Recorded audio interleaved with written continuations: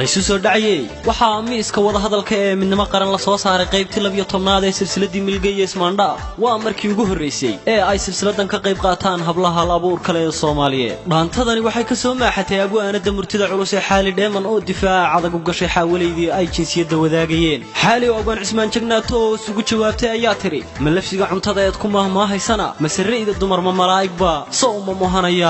ma mohanayaan manfac goortay arkaan qaybtan 12aad waxa codkeedii macaan ay nagu soo tabinaysa fanaanada luuqdeeda la isku raacay ee Xaliima Hilaac oo gaafoota iyo tiimkii rag ahaaba xambaaraysay laxanku waa wartooti muusigu waa Maxamed Yare waana soo saaristii midnimo qaran filmis iyo Cabdi Hargeyso idin leh safsaf baa la kala yahay sinayeenaanu kala tagin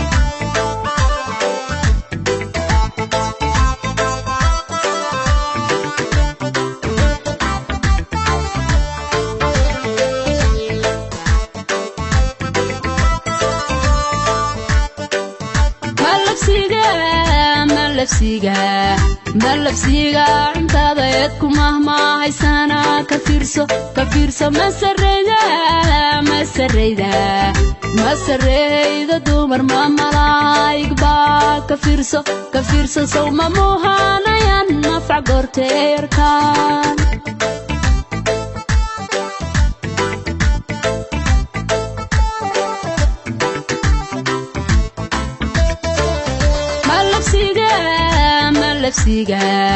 malabsiga cuntada eed ku mahmaahaysana ka fiirso masareyda dumar ma malaa'igba ka fiirso soo ma mohanayaan manfac goortay arkaan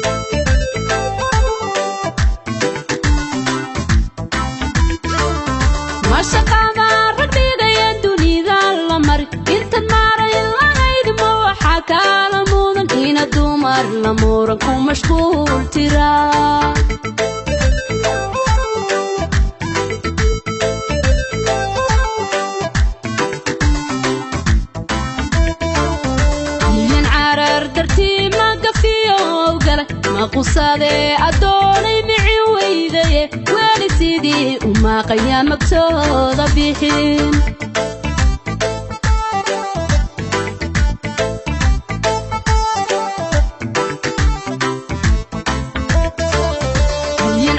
dardartii ma gafiyo gala ma qusade adoonay